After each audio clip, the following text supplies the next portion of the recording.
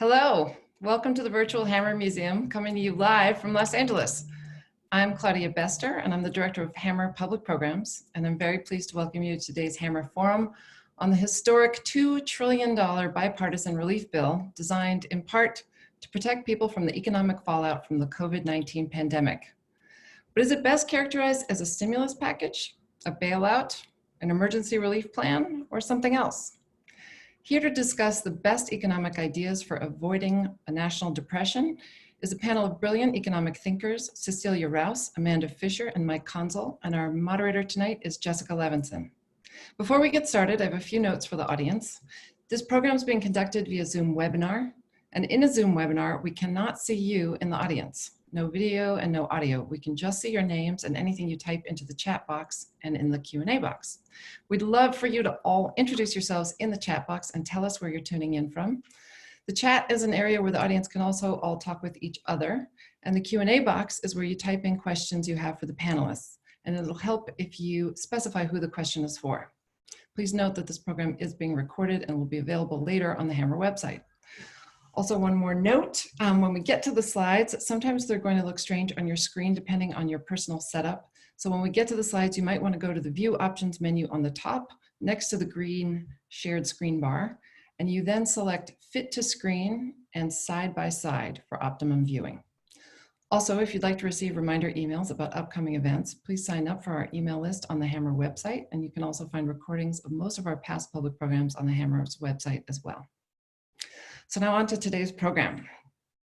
The Hammer Forum is a monthly series of public discussions about current social and political issues, and it's made possible with support from the Rosenblum family. In today's forum, we'll try to make sense of what the $2 trillion relief bill is designed to do, whether it goes far enough, and what else our public officials should be doing to guard against another economic depression. We'll also discuss how people can spend their federal checks to spur the economy. Our fantastic guest speakers are here to break it all down for us. Cecilia Rouse is the Dean of Princeton University's Woodrow Wilson School of Public and International Affairs, where she's also a professor of economics and public affairs. Her primary research interests are in labor economics with a focus on the economics of education. She's the founding director of the Princeton University Education Research Section and is a member of the National Academy of Education and a research associate of the National Bureau of Economic Research. In 1998 to 1999, she served a year in the White House at the National Economic Council, and from 2009 to 2011, she served as a member of the President's Council of Economic Advisors. Rouse has served as an editor of the Journal of Labor Economics and is currently a senior editor of the policy journal, The Future of Children. She also serves on the boards of MDRC, Social Policy Research Organization, the National Bureau of Economic Research, the Council on Foreign Relations, the Pennington School, and she's an independent director of the T. Rowe Prize Funds.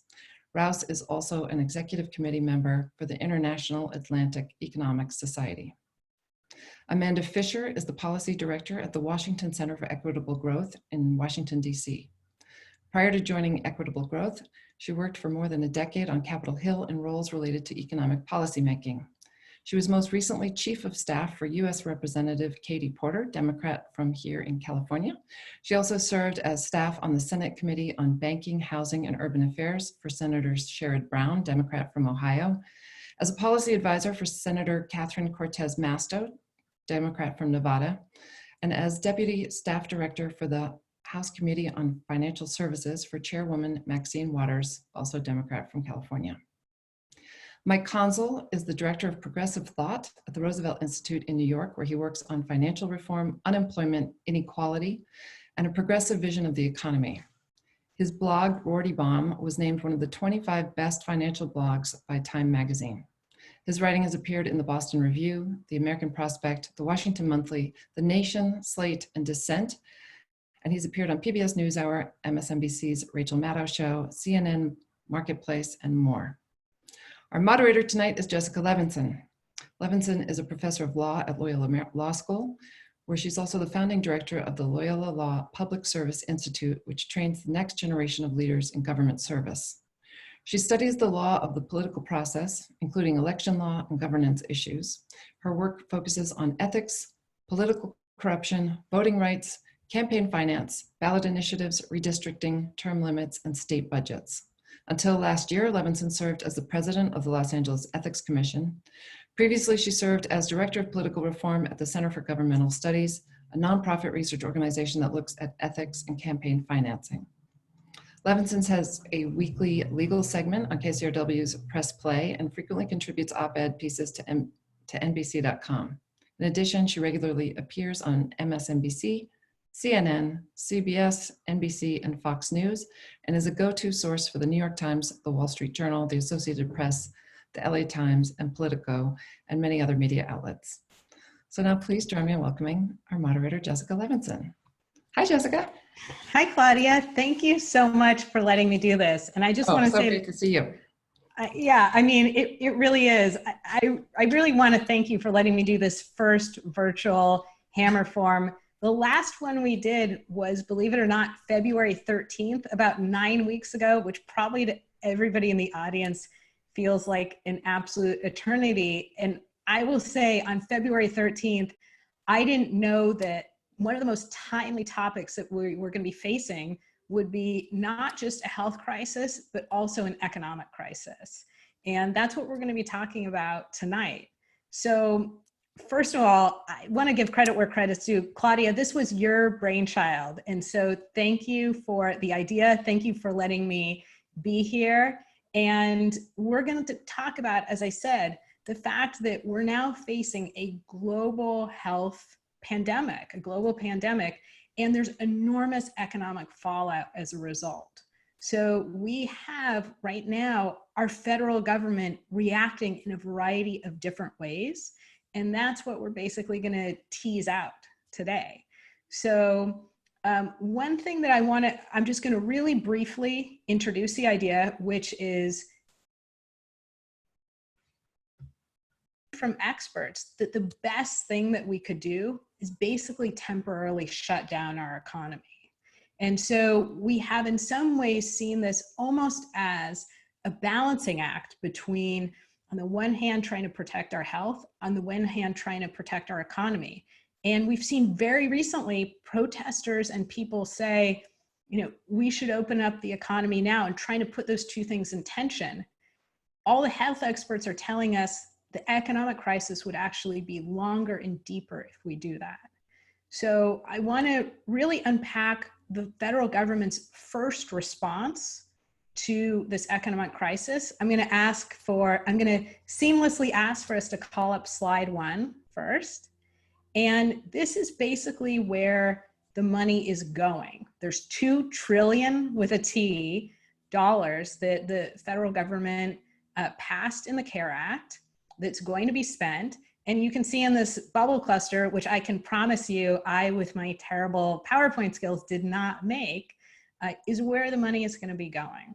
And so now I also want to bring in the panelists, and I'll give you a minute to call them up. Basically, I want tonight's discussion to fall into 2 big categories. And the first category is going to be, how did we get here? Not just the immediate crisis, not just COVID-19, but what are the big structural problems that we're facing in our economic system? And then I want to talk about the second bucket, which is solutions, both the solution that the federal government picked in the short term, and then longer term, what do we think the federal government is going to do, and what do we think the federal government can do? At this point, I'm going to beg your forgiveness a little bit. You're going to see me looking off screen sometimes. Sometimes you'll see me looking down at my notes. I'm not texting, as I always tell my students now on Zoom. I really am just looking down on my notes. So first, I think we can bring down slide number 1 so the audience can see us. And first, I want to start with Cecilia. I'm going to do first name basis because we're all on Zoom. Presumably, we're all dressed very nicely from the waist up, and it just feels way too formal to go with Dean Rouse when, you know, I'm in at what could best be described as yoga pants right now. So first, I will start off with saying, where am I and who am I most hoping does not disturb this? And then I'm going to ask all the panelists to start with, where are you and what person, animal, or thing are you most hoping does not cause noise or disruption? I'm in my bedroom. These are my bedroom closets. In my case, it is a 4-year-old who you may or may not be able to hear outside, and my husband, who you may or may not be able to hear outside. And I'm not sure who is more likely to come in and disrupt the process. With that, Cecilia, Okay. first, where are you? I'm at home in Princeton, New Jersey. It's already 8 o'clock here, so we have no natural light left. So I am in our living room. It's a small house with our bookshelves behind me. I am most concerned that it'll be one of my daughters or the dog that will disrupt this. Well, I'll say what our dean said in the last faculty meeting. All visitors are welcome, and it's not a problem. So first substantive question to you. This is something we talked about a little bit. From a 30,000 foot level, what are the biggest economic issues that are facing our country now? And how has the current global pandemic really displayed the cracks in the system? Well, so at one level, our economic system was humming along. There were definitely stresses. We've had issues with inequality, and I'm sure we will talk more about that as the conversation develops. But at the central level, the economy was going along, humming along.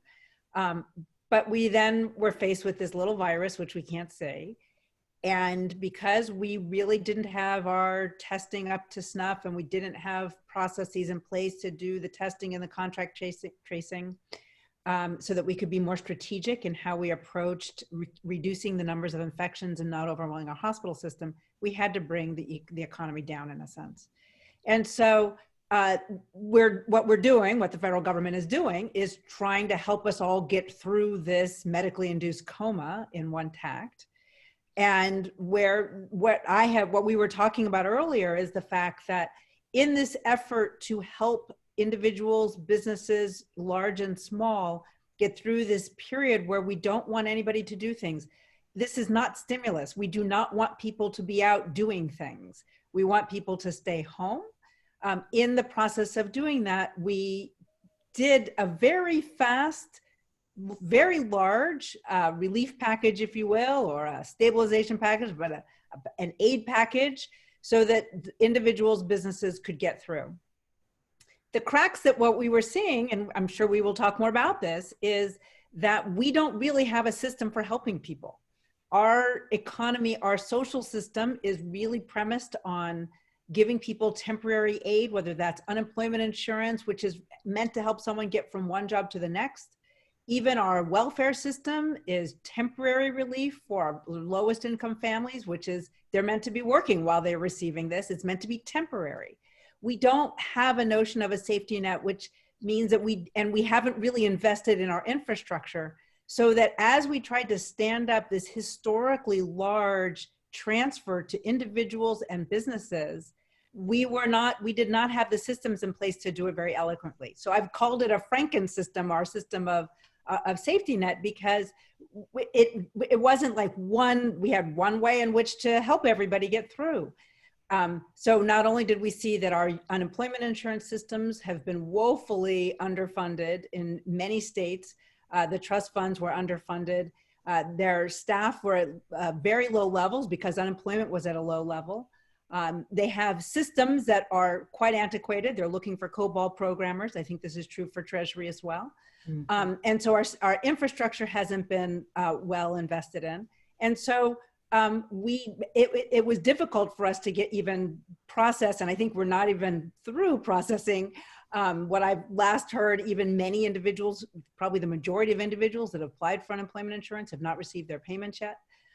Many of them who are eligible have not applied because it's not a seamless system. It's not like they think that they're going to be eligible, so they haven't applied. And so it's not really a system that's designed for the situation we find ourselves in. It's what we had. I am actually amazed that Congress got their act together to pass it so quickly, but the execution has been far from perfect. And that's where the economic consequences will come in. is the speed or lack thereof, the slowness of the actual implementation. That's where the economic consequences will fall.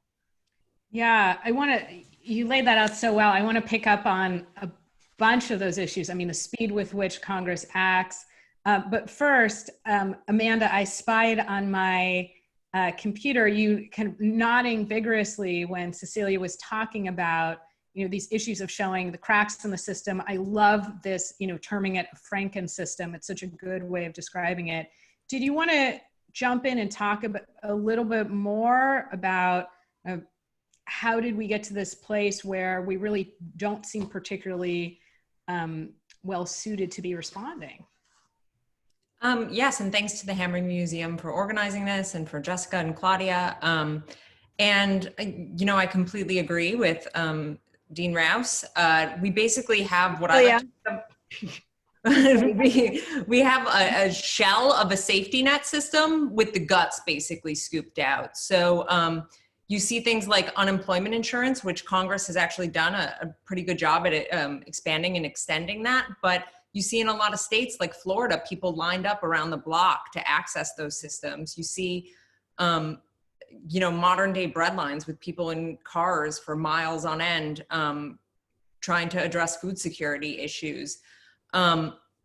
And it really is the culmination of, the system isn't this way by accident. It is this way by design, and policymakers have made decades of choices to not invest in not only the programs, but the infrastructure by which we would deliver aid to people in the event that we do want to deliver it. So usually Congress is arguing over funding amounts. Do we want to help low-wage workers or not? Do we want to expand the food stamp program or not? And now we've actually all come to this place where there is, with big disagreements, but there is a consensus that more needs to be done. And this long-standing neglect of this infrastructure is really coming to the forefront right now, when you see that delivery systems designed to get aid to people are very slow, are very laggard. And then I think later on in the discussion, we can talk about how the delivery systems designed to help large businesses are actually pretty efficient, pretty well tested, and they can be deployed in an emergency relatively smoothly. So, we've seen 4 decades of income inequality, wealth inequality, especially along lines of race and ethnicity, kind of created by policymakers. And now we are really facing a reckoning of those decades. Yeah. Sorry to anyone who thought we were going to start on a particularly happy note for this, but we do have to unpack the problems before we talk about the solutions.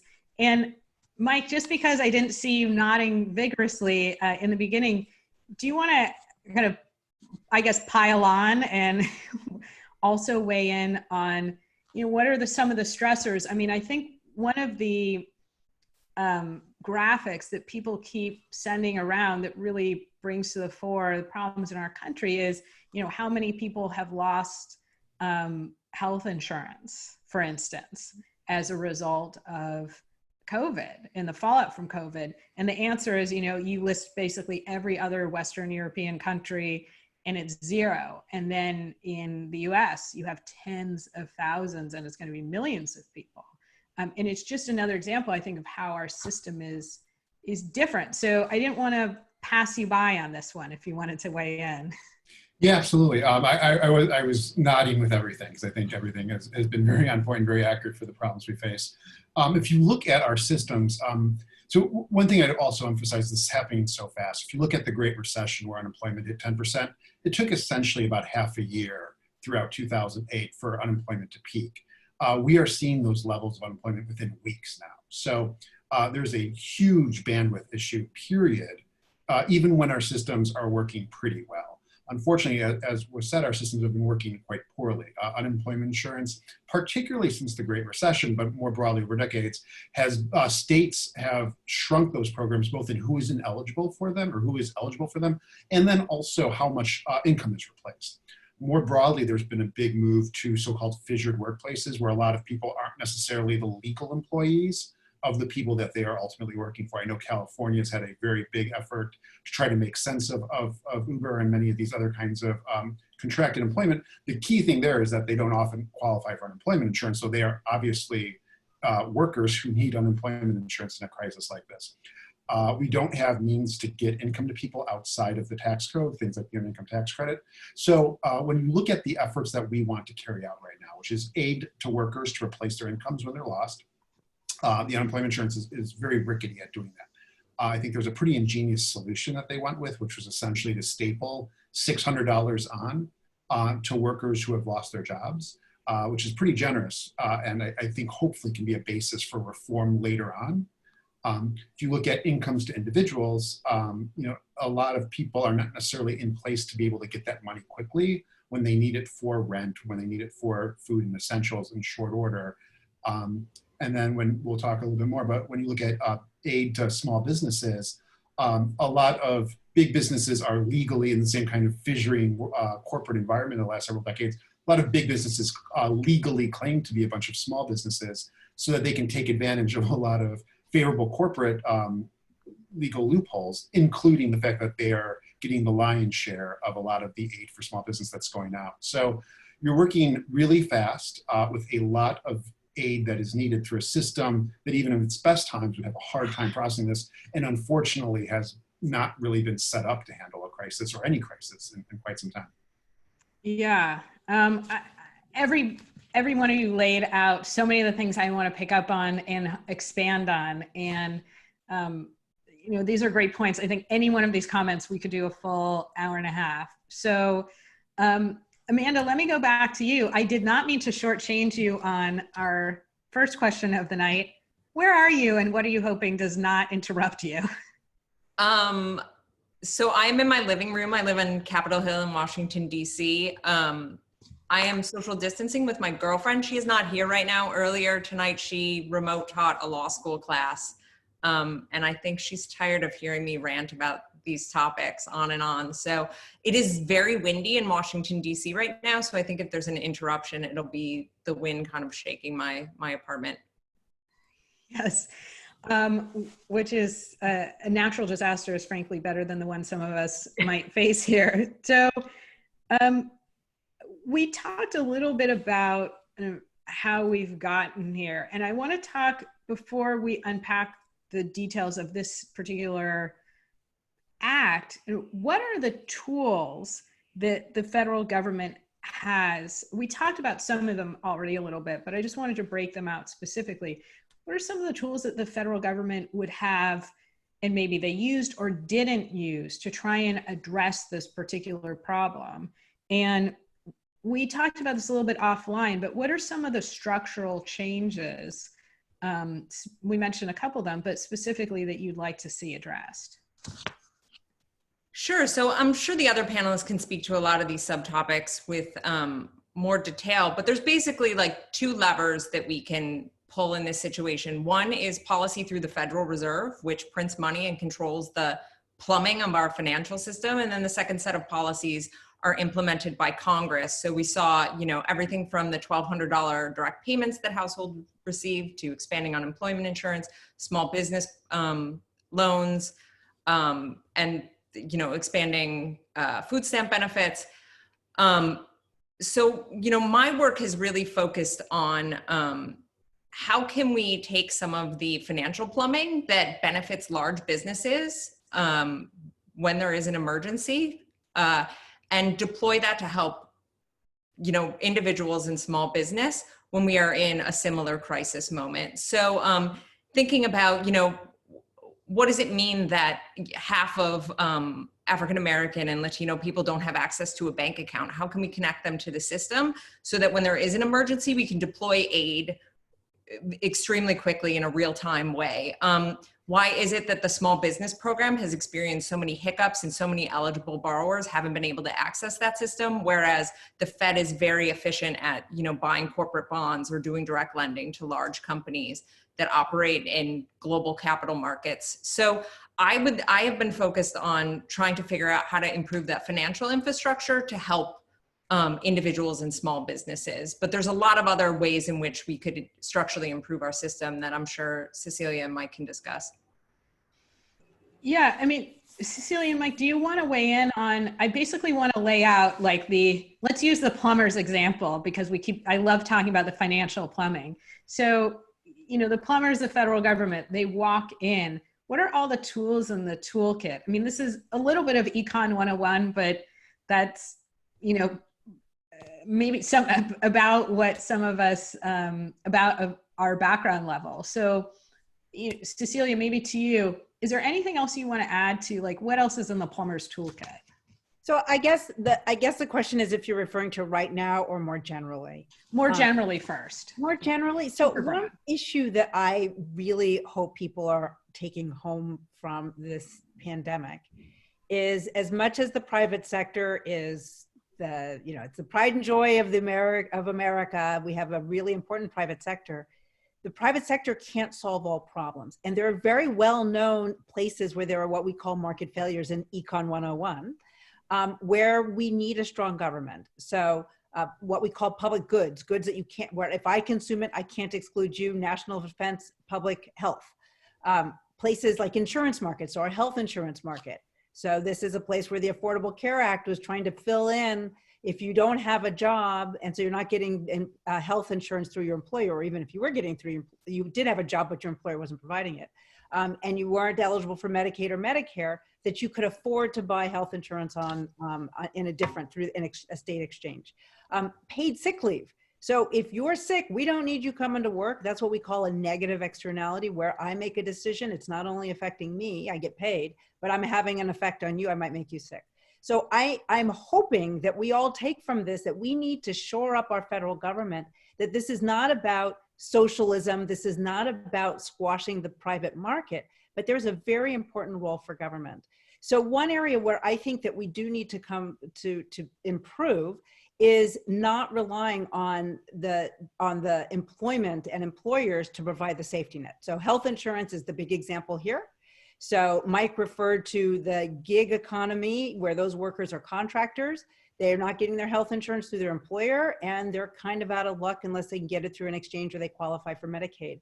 That's a problem. Sick leave, or if they become, not just sick leave, or if they become workers' compensation. Retirement, we've solved a little bit through social security, although we don't know how much is going to be left for many of the workers when they get older. But we need to understand that by relying on the employment relationship, which when we structured this back after the Great Depression, workers had lifetime jobs with an employer. That was a solid relationship. And so this was part of the compensation, that it's not going to work well as we start to have different forms of employment relationships. So I really do hope that that is part of the plumbing that we will improve, maybe put in a bidet this time as we go forward and as we emerge from this pandemic. Yeah, I think it's really important for us. I mean, we each kind of talked about this offline a little bit, but oftentimes you don't have a full stress test on the economy. I mean, I kind of think of it in a different area, like, you don't know how well your house is going to hold up until there's an earthquake. And then that it shows you, oh, this is where we're lacking structural integrity. So Mike, who are you worried about? What type of act of God are you worried about bursting in on you? And anything else we should know as educated Hammer Forum audience members about what are the other tools that the federal government really has generally in this type of crisis? Sure. So there is a 6-month-old baby named Viv, who is adorable, and there is also a 6-year-old pit bull. And as long as they are both not agitated at the same time, I think I will be okay. If they both team up against the Hammer Forum, then we got a problem. And I'm just outside DC in Tacoma Park, and it is windy, as I said. If anybody has to run off camera, we might get a viral moment. So it's not necessarily a bad thing if that happens. Hopefully a good one. So one thing, all these are really on point and I think really accurate. One other thing I'd emphasize, the economy is a series of payments. The economy is like so many things, there's so many metaphors for it. But when we talk about freezing the economy, which is I think a dominant metaphor, says, there's two sets of, let's back up one more step. There's two sets of tools the government needs to do, neither of which it has done a lot of in the last several decades. The first is almost an industrial policy around tackling the pandemic. And that includes ensuring that there are ventilators and protective gear and production. That is a separate discussion, but that is also a very important set of tools the government has and needs to be deploying well, because if they can get that right, it takes a lot of pressure off the economic stabilization package. In terms of what we're talking about here, the economy has a lot of series of payments that we have to ensure are addressed. People need to make their rent. They need to pay for their health care. Businesses need to pay their employees. They need to pay fixed costs. Businesses need to pay their bond payments and their various other forms of financial market activities. So the question is, how do you freeze those or ensure that they keep going in a way that doesn't collapse the activity? Because what we're worried about is that even if all these businesses, if you have a business that collapses in the next month or two, it's not going to come back magically when the economy is better and people are out and about. So the more you can freeze, the better off you are. And so the federal government has a lot of tools here. It can just straight out freeze payments. It can do that with mortgages, with rents. Most importantly, it has money. It can, especially at the federal level. So it can ensure businesses can make their payroll. It can ensure people can make various payments, either through replacing their wages if they're lost or just giving them flat out income. It can ensure states and municipalities and cities have the incomes they need so that they don't start to collapse because they do not have the power to, say, take on debt the way the federal government does. So the more that the government steps in to ensure payments are being made, the better off I think the recovery will be. And certainly the less long-term damage this recession will do, as it's doing so much really dangerous and in so much as it's a very precarious moment right now. If we don't get this part right, we're going to feel it years down the road. Yeah. Cecilia, please. So Mike, I love the way that you set that up and framed it. I love reminding us that the federal government has a role to play in the industrial production, because that really does go to the public health infrastructure, which we're going to need in order to get through this. But there's something else that you said that I think it's really important that we not miss in terms of getting through this hole, which is he pointed out that the federal government can help our state and local governments. More than 40 states have balanced budget laws. So that's why he was saying they cannot take on debt. And so they are hemorrhaging money in terms of shoring up their hospitals and other, aspects of their public health system. Meanwhile, they're not bringing in revenue. So they're not bringing in through tolls if they have toll systems, probably even traffic fines are down. They're certainly not going to be getting income taxes. So they're not bringing in all kinds of, even business taxes, they're not bringing in all kinds of revenue. And so what are they going to do next? So in order to balance a budget, it's going to have to come out of somewhere. They can raise taxes, which I hope that they will consider doing it at some point. But their first, a big part of how they will do that is by cutting education. The UC system is already very concerned about this. I think other state educational systems are. They'll cut at the higher education level, K through 12, Medicaid. So that's where, and that will bring on more unemployment, because the largest part where they're going to, in order to make the cuts, their biggest part of their payroll, of their bill is actually payroll. So that will bring in its own economic headwinds, even as we emerge from this public health pandemic. So I completely just wanted to say, I really think, I like the way that Mike broke that down, but the federal government just needs to step in right now. Yeah, so I want to pick back up on that theme. First, let me pause and say to the audience, but particularly to my parents, if you hear screaming, don't be alarmed. Those are the kids next door. It's great weather here, so they are dive bombing in the pool, as we do in Southern California. And Mike, back to you. I want to pick up on what Cecilia just said about the federal government really having to act. And this is something we emailed about a little bit, which is, how well suited is the federal government to act? Tell us about how timely they've been. Tell me about what they should be doing, and whether or not they're well suited to be kind of nimble enough to address these issues. Well, there's not much of an alternative to the federal government being able to step in here. The private market, as I said, can't really do this. The states and municipalities can do something, but can't fundamentally address this nationwide crisis. That's why it's this kind of social insurance is a public good, because only the public can really provide it and to the degree and to the extent it needs to be done. I was actually looking back at the calendar, and much like I think people everywhere, quite like it occurred over the month of March of how severe this crisis would be. You know, we were thinking a $500 billion package, maybe like March 10th, March 17th, maybe, you know, 1.5 billion, and then 1.5 trillion. And then, you know, at the end of March, 2.2 trillion passed, and still feels inadequate. And it's still quite obvious we are in fact, there is going to be additional packages, and some of them might even be quite large by the time it's over. Some of this stuff is stuff we know how to do. We know how to send people money. We know how to send people unemployment insurance. We just don't have the systems upgraded. We don't have the systems in place to do it to the extent that we need to.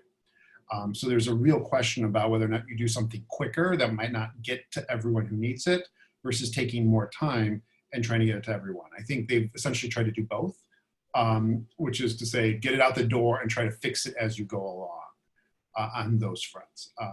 So far, it seems like what one hopes that the states can get their act together enough to make sure everyone gets unemployment insurance, but the money is there for it.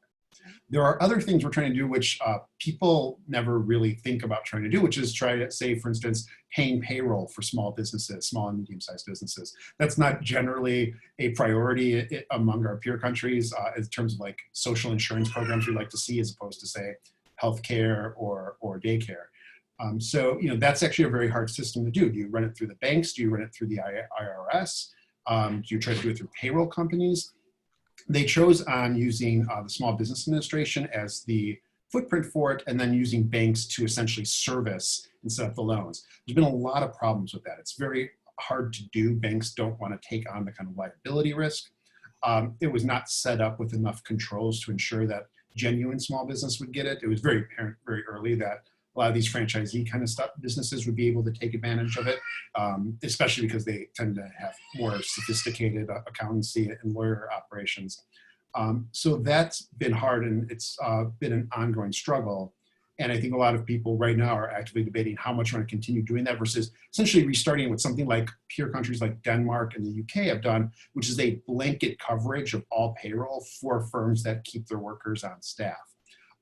That's all businesses. So a lot of businesses like Apple and maybe even hedge funds would see their employees covered, which I think people might be uncomfortable with. But on the flip side, small businesses would know that they would eventually get it because there's a universal blanket guarantee. So that's been a very controversial trade-off that people have been trying to navigate. Mike, would the baby feel better if you brought him or her on camera? Would that help? Maybe in a minute. Maybe the next question I'll arrange for it.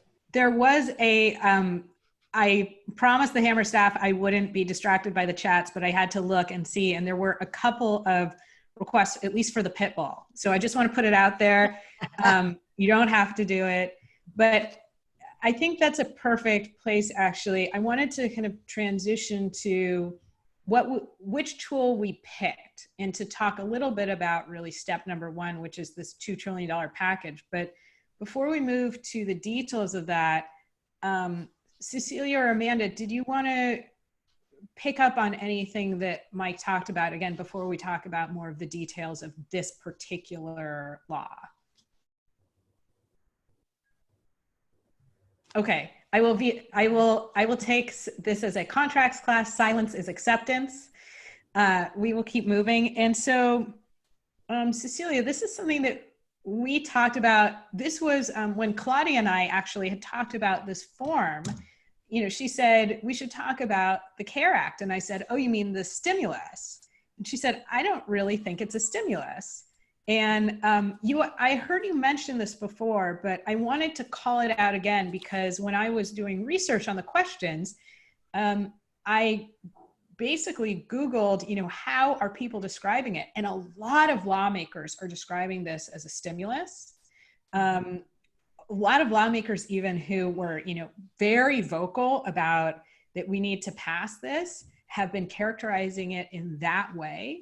And so I wanted you to start by kind of walking us through, and I know you already did mention a little bit, but why shouldn't we view it as a stimulus if that's what people keep calling it?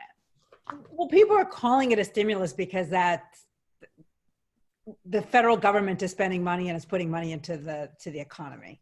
And that's what we did in 2008, 2009, when we actually had an economic crisis. And a stimulus is, it harkens back to, we have a problem in the economy.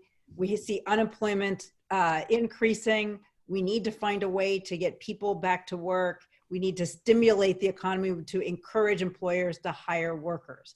That's what a stimulus usually is. And it's about bringing down unemployment. It's about stoking more economic activity. That's not what this is designed to do. In fact, we watch the unemployment numbers. The unemployment numbers don't really tell us the whole harm. I've been following some of the Gallup numbers. They have the unemployment rate. They have a panel that they've been following since mid-March. So the unemployment figure last week, if you use the BLS way of thinking about it, is about 9%, but about 44% of workers either are on layoff, temporary layoff, have their hours reduced, or they've lost pay. So like 44% of workers have actually been affected by this in a way that our unemployment number doesn't reflect. I actually think we're going to look back on this and say, well, does our unemployment figure, even the loss of job, what is that going to tell us about how the economy comes back? And I don't think it's how the previous recessions are going to be as instructive as we might think, because this wasn't born out of a problem in the economy. Now we may get there because of just how devastating this pandemic has been, and just how much we realize that the economy is interwoven. What's happening in the oil markets is rather disconcerting. The slowness with which we are rolling out a lot of the aid to small businesses and to workers, and what's going to possibly happen in our states and local governments. But I don't know that we actually know that the relationship between, say, unemployment and some of our other economic indicators are going to be as instructive from what's happened in the past as it is today. So people are calling it stimulus because they don't know what else to call it. It is the federal government providing money to individuals, businesses, putting money into the economy, which usually increases economic activity. So it props up GDP, it brings down unemployment. I completely agree with what the Federal Reserve has been doing as part of that as well. But that's not really what we're trying to do here, at least not yet. At least not yet. Yeah, Amanda, it looks like you wanted to weigh in. Oh, no, I was just going to say, when you were setting up this panel and we were discussing it, you asked if it was a bailout, and I certainly would not primarily characterize it as a bailout. I think it's a rescue package. It's enabling the economy to be put on pause until we figure out the public health crisis. But I do think, even notwithstanding that general characterization, I think we need to look at how corporate America has helped design the fragile system that we have now. So airlines leveraging themselves to do stock buybacks and dividends, meaning that the scale of the bailout needs to be even larger when we do hit this crisis moment. These gig economy firms misclassifying their workers as independent contractors instead of employees to get out of paying into the unemployment insurance system, which makes us more fragile now. So there's been a lot of shirking of responsibilities over decades that now make the scale of the relief needed even worse. No one is saying that the business community should be able to get through a pandemic without any support from the federal government, but there has been a lot of disinvestment that they've enabled over the years that makes the scale of the crisis worse right now. Yeah, I want to, hopefully we'll have time to kind of pick up on that later, this topic of disinvestment and, again, creating the environment that we currently have. So Mike, if you want to weigh in on this definitional issues and kind of why we've decided to label it as a stimulus when it really isn't, happy to hear from you. Yeah, I don't know. I think, I don't know if I have a particularly clear or smart answer on this. I think it's important to maintain the payments that are ongoing in the economy, which is a generally considered a kind of Keynesian insight. And I think the more money that is spent right now. Do you want to? Sorry, yeah, that's even more complicated to get into. I think the more preventative money that is spent right now, backstopping states, individuals, and businesses, the better the recovery will be, the more solid we'll have a recovery, and it will pay itself out in dividends over the long term by ensuring that growth is longer in the long term, our businesses are stronger, and our people are stronger. So in that sense, it does a lot of the work of that kind of thing, but it's not the normal kind of thing where it's like, well, you're going to get $1, so you'll spend it at the, out at a store, which makes more income for more people. It will look different than the general story we tell, but the fact that it is such a severe crisis means that we shouldn't undercut the necessity of it, which I don't think anyone's doing. No. Yeah, I mean, I think this is a lot about branding too. I mean, stimulus sounds like we're actively doing something, that the federal government is taking a strong economic action, but it's not a handout, which of course, I mean, Cecilia used the word socialism, and I'd love to do a separate kind of time. Maybe we have time in the Q&A, because leading up to the election, I think we all really need to have a good definition of what that means. But my sense is that it was better political branding to view this as a stimulus as opposed to relief, which may be viewed as people, again, maybe viewed as more of a handout. So I think there was probably some political marketing involved there, which of course will shock everybody to know. So Amanda, let's pick up on something, kind of bring together a couple of threads, which is we're at the place where we talked about the problems, we talked about the big structural problems, we talked about the tools in the toolkit, and just overall, what can the government do? We talked about, what now, let's move to the CARE Act. Like, what is this? What should we call it? And now let's talk about this difference between intent and legislative reality that you and I talked about a little bit offline. And really, kind of, what is the package designed to do? Is it the best way of accomplishing that? Again, bringing together a couple of threads that we've already been talking about. And, what's the difference between intent and the reality of how this was legislatively crafted? So, I think there's a lot of new programs that we're testing out in real time. So whenever you see these things get implemented, you see a lot of sort of curious ways in which nature kind of finds a way in terms of organizations finding out how to take advantage of the program. So as Mike mentioned earlier, you see franchises taking advantage of the small business program, Shake Shack getting $10 million and then having a PR disaster and needing to return it, hedge funds qualifying as small businesses. So to a certain extent, you have to tolerate a little bit of those problems when you are trying to deploy money very quickly. But one unfortunate thing that I saw is that Congress today passed a second round of small business funding.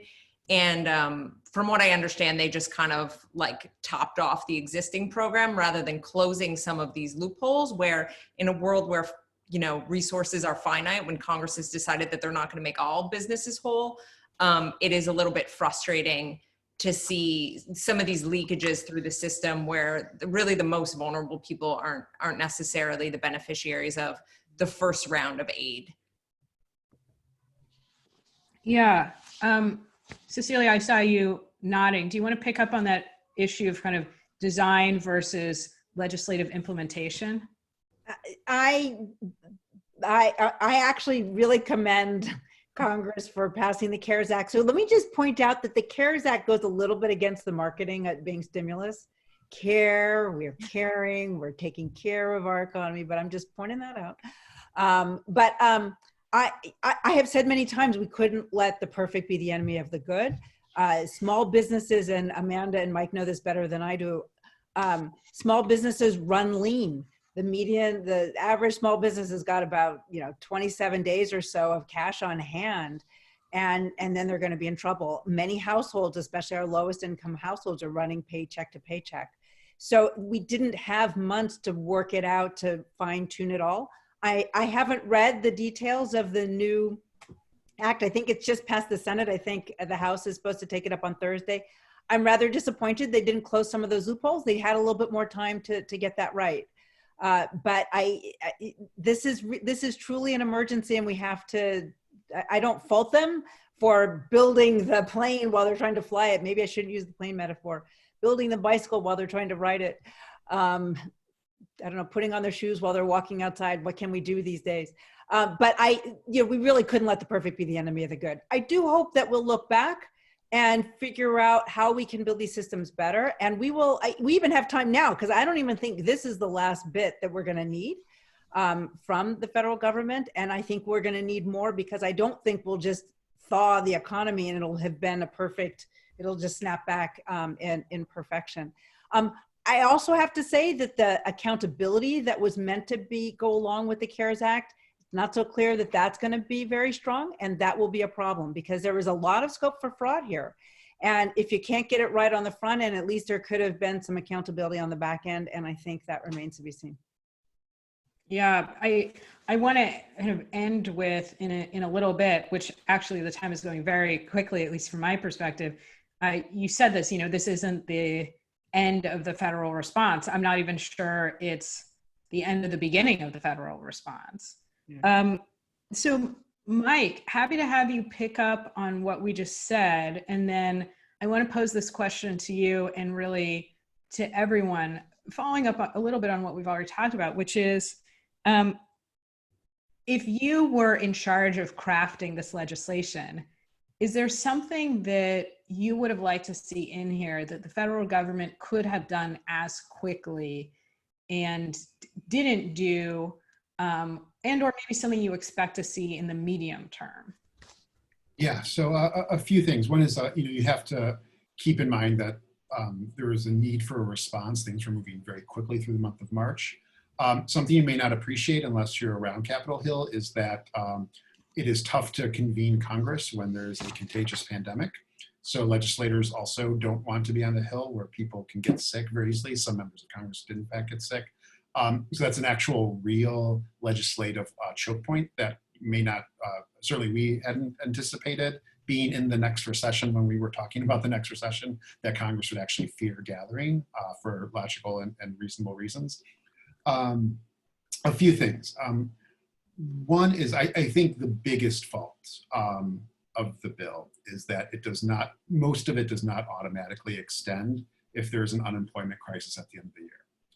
Amanda's group, Washington Center for Equitable Growth, has done a lot of really great work over the last couple of years about how to set up legislation so that it automatically continues if unemployment is above a certain number. So, there are checks that will go out to families for, there's a formula for it, but maybe about $1,200 per adult up to a limit. There are several senators, Brown, Booker, and Bennett, who all really convened on the idea that those should automatically extend if unemployment is above 6%. And there's a lot of sophisticated ways to do this. But you're going to have a situation where there's things we know that work that will stop, and then there'll be a congressional fight to try to restart them. If there's new leadership in DC next year, then you'll have a very chaotic situation, which you don't want to be negotiating to redo something that already works and is already in place. So I think that's a major fault. And whether or not they could have gotten that's a good question, but I think that's a big problem. Aid to states, I think, is also obviously missing from this in a way that is quite disturbing. That's something that they're going to put off and continue to try to put off, because I don't think it's very popular for Congress to give money to states, for members of Congress, but it is the most essential work. We know that there's long-term damage to states and state programs that everyone cares about, from schools to infrastructure, that never really come back after a recession, after the kind of austerity that's put into place. And there was money in your chart that went to states. That was largely mostly about fighting COVID. It wasn't about ensuring that their state balance sheets are shored up. So that's really worrisome. There's a lot of weirdness with the way the money that goes through the Federal Reserve is structured in the bill, but there's $50 billion that is essentially earmarked for bailouts to airlines and national defense contractors and certain other industries. And that money is meant to just go to those firms with ideally getting good terms, but we don't know what that'll actually look like in practice. And that, this is not an administration that's been responsible with transparency and good governance, in my humble opinion. So now there's talk about some of that money.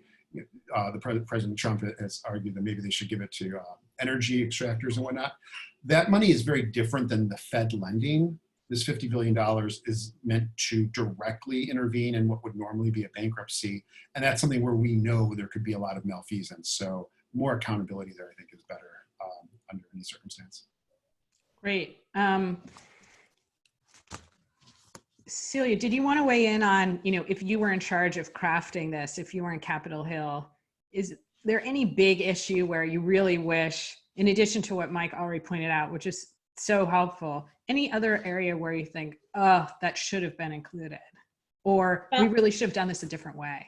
Well, I really hate to be the Monday morning quarterback because this really was done so very quickly, but aspects that I was a little disappointed, and I don't know how much is the federal government per se, but for example, the Affordable Care Act, which is on life support, and yet really is, many people actually need it now more than ever.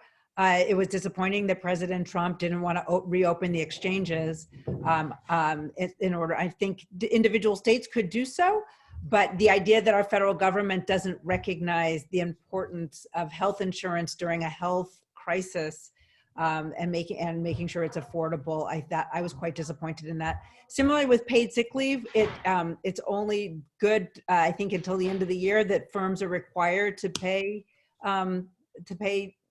sick leave, paid sick leave for their employees. That really should be something that's more permanent as well.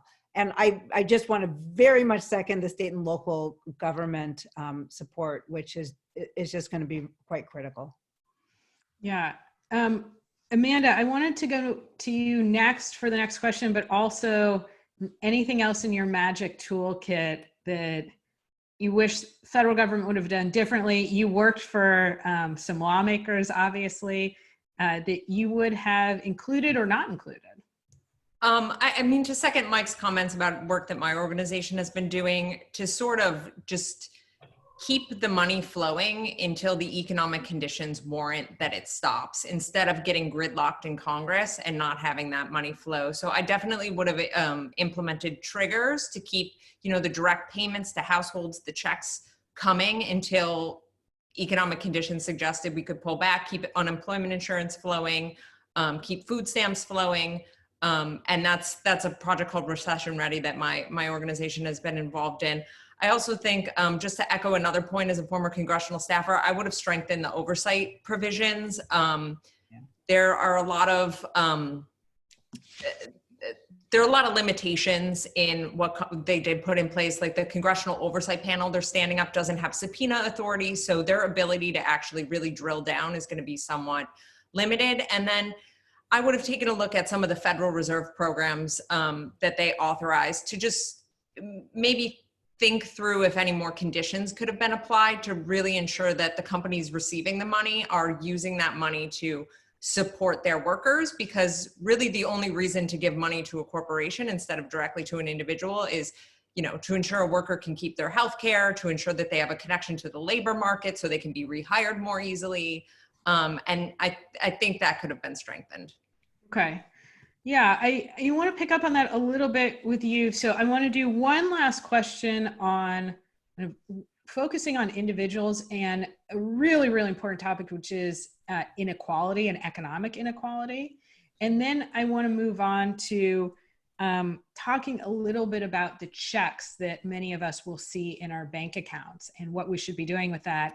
And at that point, we will have gone through about 40% of my questions, but we will have run out of time. I do see we have 19 great questions waiting for the audience, and I will definitely get to those. Because I'm in LA, you probably saw that we had a lighting situation. I apologize that suddenly the lights dimmed in my bedroom, but hopefully you can still see. And so, Amanda, to start off with, this is something you brought up offline, and I really do want to talk about it, because when you look at these graphs of our country over time, and you look at the percentage share of wealth of the top 1%, the top 3%, and then you look at the percentage share of wealth of basically everybody else, it's really astounding and seemingly unsustainable, and kind of both economically and morally speaking.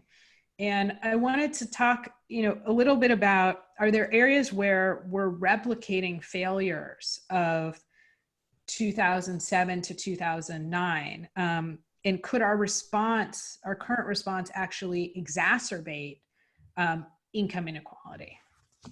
Yeah, I mean, to your point, we've seen a 4-decade trend of income and wealth being hoarded at the top 1% of households, and also in businesses.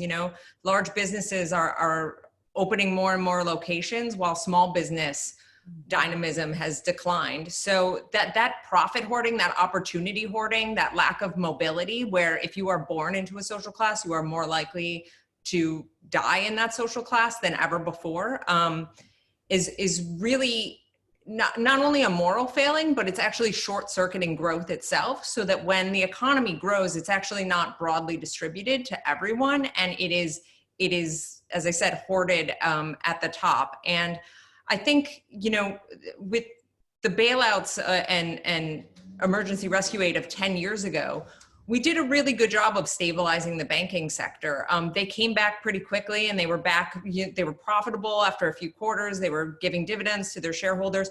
We did a really poor job of helping homeowners save their homes. Estimates vary, but about 9 million people were displaced, the greatest displacement of households since the Great Migration. And then Congress took its foot off the gas after the Recovery Act and kind of let people fend for themselves. So austerity in state budgets really hurt a lot of folks and had a disproportionate impact on people of color. So I think we need to stay the course on our commitment to helping households recover, both as a moral imperative and to ensure broad-based economic growth, so we don't come out the other side of this in a worse and more fragile place than when we came in. Yeah. All right, I want to open that up to anybody else if you want to weigh in on, a topic that I think keeps a lot of us non-economists up at night, which is, just this horrible division of inequality that we have in our country. And as Amanda answered so eloquently, whether or not we could actually be making that worse. Cecilia? Well, I think the pandemic and how we're all having to get through it is going to exacerbate inequality as well. I think that the federal response is there, it's structured the way it is. I think some low wage workers with the $600 addition on top of the unemployment benefits actually that's a good thing. That's more progressive. But in terms of the pandemic itself, the stay-at-home orders, if you're staying at home in substandard housing, if you're staying home in an abusive situation, I do a lot of work in education. And one of the things that I fully expect to see from this is increasing educational inequality. At the K through 12 level, students were sent home. Some schools got online better than others, and some schools just decided to close for the year. I think that was in a few states, Kansas, because they couldn't guarantee an equitable education for all students. But some districts chose to go online and were able to do so. But if a student doesn't have access to a computer or the internet, or doesn't have a quiet place to do their work or someone to help them, and then, as my children will attest to, the Zoom, it's very hard to focus on Zoom for any long periods of time. We did what we needed to do, but it's not a perfect substitute for in-class education. So I think at the K through 12 level, see that. At the higher education level, it's all the same there too. That students who are from lower income families are often in a worse off situation. And so education is an investment. So the longer this goes on, the less investing in high quality, or the decent quality education our students are going to get, and that's going to primarily affect lower income students. So I fully expect to see widening inequality by race, by class, along a number of dimensions. Okay. Mike, I saw you unmute yourself. Do you want to weigh in on this one? Happy to go to questions, but just very quickly, I think those are both really important sets of points. And I also just add, I think we're getting a better sense and a better look at what low wage precarious work looks like in this economy with essential workers. And I know there was just numbers set out that I don't know off the top of my head, but are predominantly done by women and women of color, that are very low paid, have very high exposure to risk, but very low protective social insurance and infrastructure around it. And we've let that happen in our essential services, our care and health work, our deliveries now. I really hope that we can take this opportunity to think about how do we turn those jobs into middle class lives, because those are the jobs of the future, and they should never be under this kind of risk, even in normal times, and even worse so now. Yeah, this does feel like one of the most pressing questions that we're going to be facing. And I mean, I think we've all seen those graphs of the essential workers are essentially not paid commensurate with how important we think they are and how much they are allowing us all to function.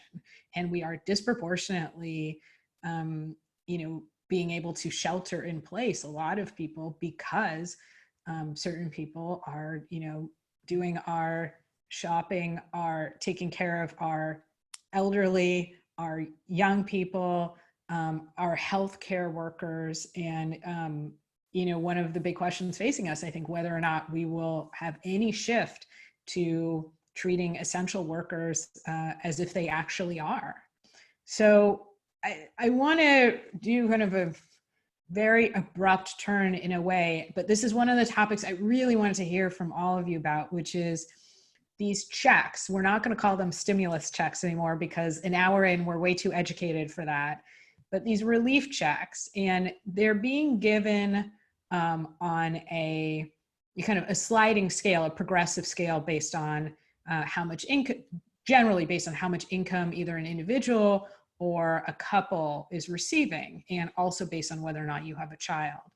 And I wanted to kind of change a little bit and talk about what the ethics are of, what's the best way to spend that money, both economically, and if you think this is a different answer, and maybe it isn't, but morally. I mean, what would you tell people in different situations to do? What's the best thing to do with that money? So Mike, we just ended with you. Maybe we'll go Mike, Amanda, Cecilia on that one.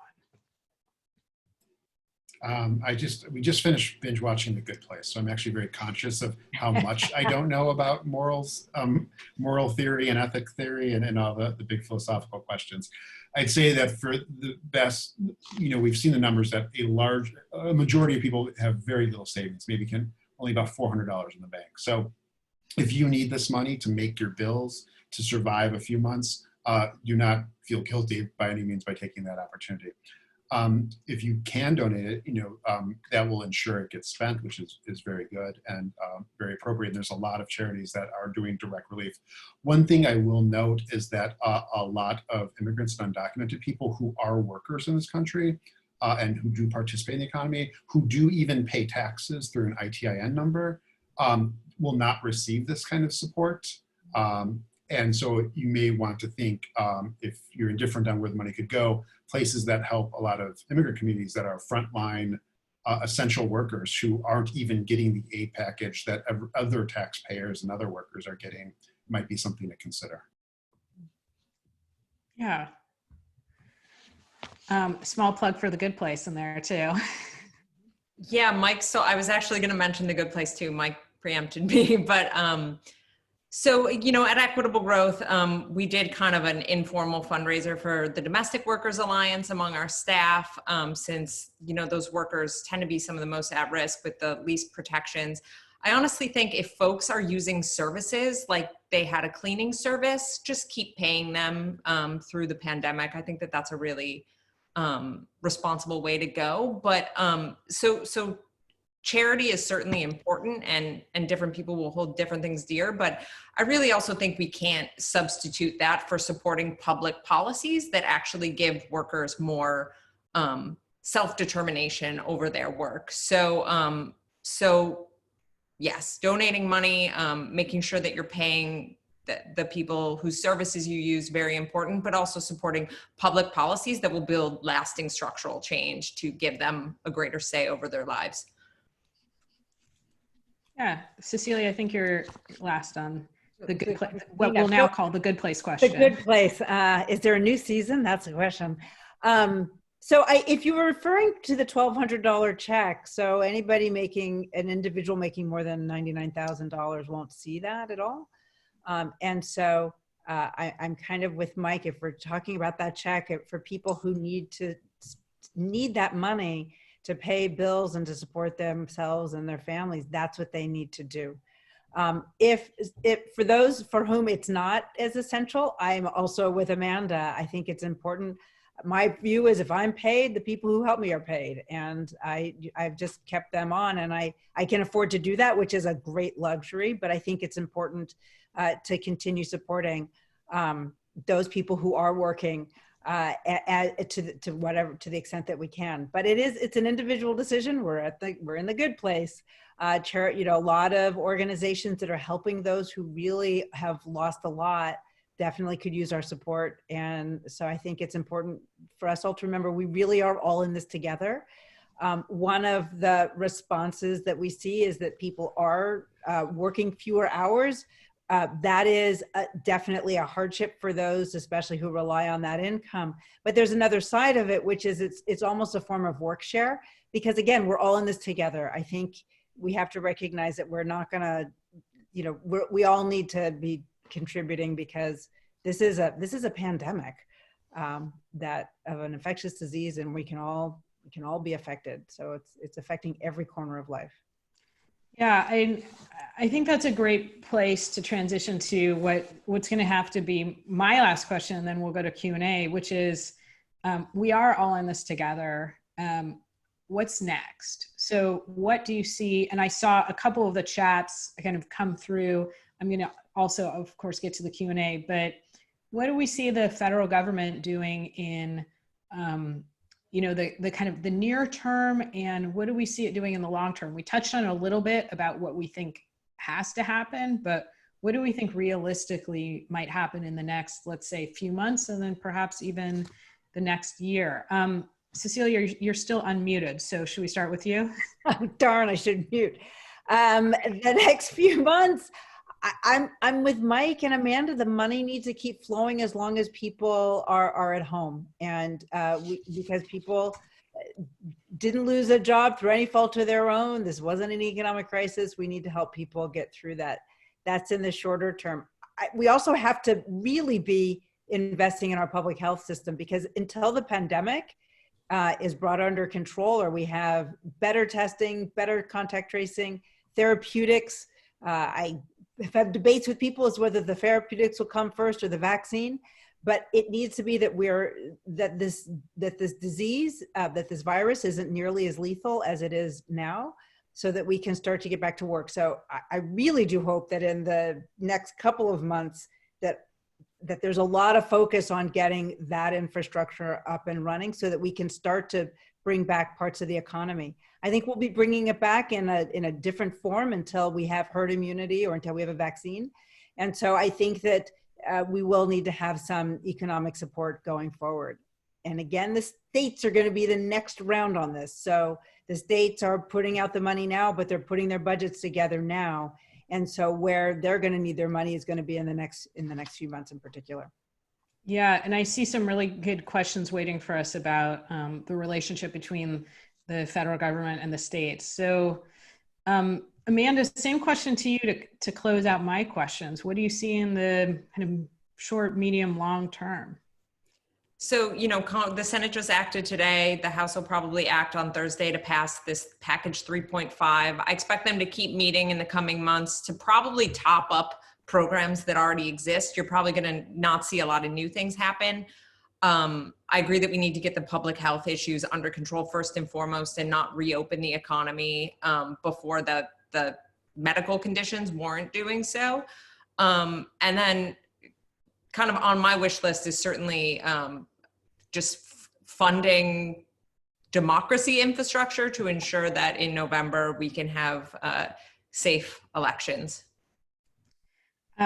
Yes, I think actually I'll kind of do a little plug for what I think will be an upcoming HAMR forum, which we loosely will call Election 2020 and COVID. And there's so much to do there. I would just take this opportunity, the small opportunity to say, really important for counties and states to make it as easy as possible for people to vote. And I believe that at this point, this will be vote by mail. And I don't want people to feel like that is a process that lacks integrity. The fear of disenfranchisement is so much greater than any fear that we might have of fraud. So I would just say, just merely based on the facts, we should all feel very comfortable using vote by mail as opposed to not weighing in on our representatives at all. With that, I'll get off my soapbox and let Mike have the last word on this particular issue. Just want to say that I think all that's correct. I think one is that the state and local governments will obviously need to be topped off or even stood up in the first place. What I would say is that, I'm trying to think the quickest way to say this. We did not go with the plan that the UK and Denmark did, which was to backstop the payroll of all businesses. That was a decision that was made early. It was you can understand how they made the decision to try to go for a smaller, targeted, limited intervention in this, but that is already bled out. That's why there's a 3.5 bill, which is to top off. And some analysts say that might only get the small business lending another week. The estimates I'm starting to hear is that it'll be a total of about $1 trillion that needs to go through that program, right? It started at 350 billion. I think the top off is maybe about 200 billion. I don't know the exact number, but it may essentially need to double in size. As it does that, it's a very good time to understand if we want to limit that program and make it tighter and more committed and open-ended, or whether or not we want to extend it further and understand that more businesses need to take advantage of it. Maybe already too late, but given that this will be an ongoing crisis, there's starting to be more talk on the Hill about people trying to go bolder and bigger with that. And I think that's a very smart thing to consider. Great. Thank you all. I mean, this was way better than any econ class I ever took, and I was an econ minor, but no offense to my econ professors at that moment. So this is where I remind you that because you had such great answers, we ran a little bit over. So to the audience, I tried to weave in as many questions as possible. We're going to go to the specific questions now. Dave Gutman, you had a question about, how to spend the relief, and hopefully we got to that. The next question is actually from my really good friend, our family friend, Vahid. And he says, polling shows that Americans trust medical experts on COVID, but only 36% trust President Trump. Congress also has, I'm paraphrasing here a little bit, Congress also is not widely trusted. As we are seeing the initial 350 billion for small businesses being directed to public companies, how do elected officials or finance industry leaders, including the Federal Reserve Chair, offer assurances to Americans that whatever the next steps are taken will ultimately be for the benefit of Main Street? You probably can recognize that Vahid is a financial expert in that question. And so anybody who wants to weigh in on that one.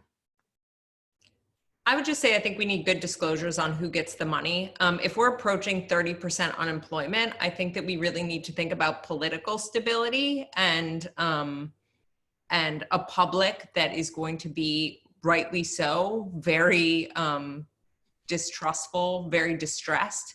So in terms of where the financial aid money goes, I think we really need robust disclosures, and the Fed really hasn't come to a determination yet on how much and whether they're going to disclose who benefits from the programs they're standing up. Yeah, in this area and so many others, transparency does seem to be the name of the game for trust in government. All right, I will keep going down. I apologize for looking to the side, is the best way to do this. All right, Brianna asks, since California has one of the largest economies and a very expensive housing market, would it be feasible for them to give additional, I'm going to assume that's federal government, to give additional state funding to residents to support them through the crisis? To anybody who's not me. I think the answer is that the federal government can, but that's not likely to be an allocation that they would make, that there may be, that I don't think they'll take into account our Cost of living.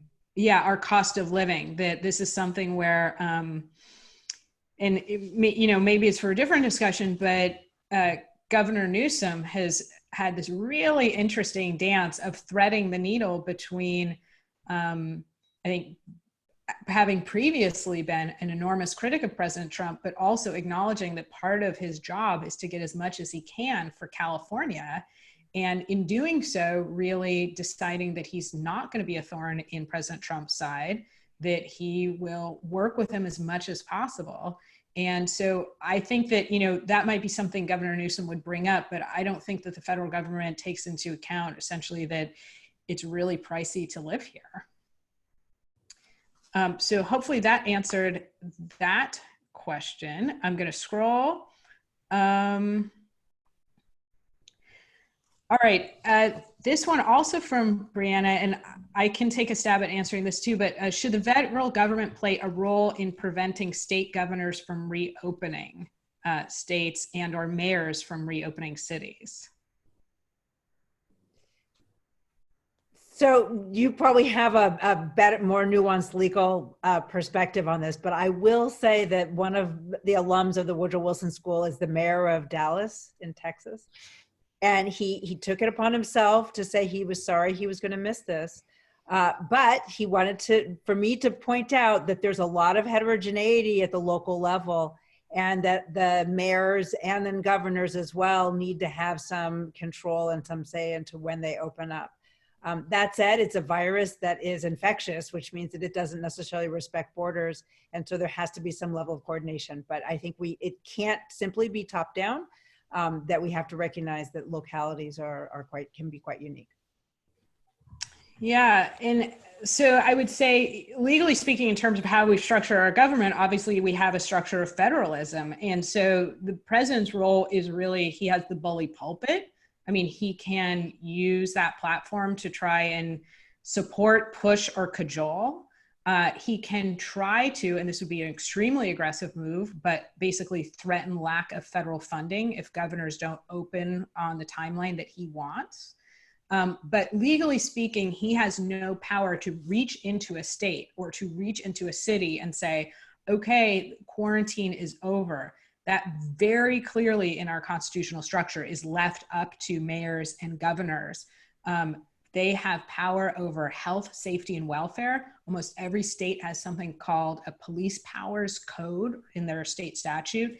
And so, no, I mean, the president can, again, try and incentivize, but the absolute most that I would see being legally permissible, and I think that's even questionable, would be to say, do you want your federal funding for X, Y, Z? Well, then I would like to see you open earlier. I'm not sure that there's a judge who would go for that, though. All right. So thank you, Brianna, for that question. And all right, this is one that we touched on a little bit. It's not necessarily the specific act, but I'd like to hear answers. So this is from Victor. Almost 2/3 of the workforce live paycheck to paycheck. What's the best way to fix that problem? Just a small, but incredibly important question. Another hour and a half. Yeah, that's an hour, right? That's an hour and a half right there. Mike, I'm sorry to tell you, I saw you unmute. Do you want to tackle that? I mean, in the long term, the only way to do that is to give them more wages, have them earn more wages. We can do that by giving workers more power in the economy and checking the power of large corporations to essentially hoover up all the profits of the last couple of decades. And we can also make things cheaper for them. We can make healthcare cheaper by making it universal and free. We can forgive student debts. We can have public programs that risk share on a broader population, which makes it cheaper for any one person. So, but those are kind of the fundamentals. I don't know if there's a way around it. In the short term, we can get people money and we can replace their incomes and we can get them you look at how we can get income to people, and there are people who work and who will lose their jobs, so we should replace their income. That's unemployment insurance. We've had it for a century. It's kind of fallen off our radars, but I hope it really will be back with us going forward. And then there's a lot of people who cannot or should not work, people who are caregivers, people who are disabled, people who are children or students. And the only way our society under capitalism can get them income is by giving them income. We have mechanisms to do that, and the baseline check is they start on that. And hopefully we can think about how we get income to people who cannot or should not work, in addition to a broader program of giving people better jobs with higher wages. Great. Sorry, Cecilia, did I just step over you? Yeah, no, I was just going to say, we have definitely had stagnating incomes for everybody except for the very wealthy for the last 30 years or so. And I think that especially for our low-wage workforce, I completely agree that we need a stronger safety net. If health insurance weren't tied to employment, that would actually allow employers to pay individuals more. And if it was paid for by the federal government, there are a lot of reasons to do that. In addition, we don't have a tradition, we don't have an ethic of saving in this country. So I think in addition, we need to understand that for those who can and who have the means to do so. So I'm not trying to suggest that if if you're living paycheck to paycheck, truly you can afford to do this. But I think there's also a level of consumerism in our society that I think that would need to shift as well.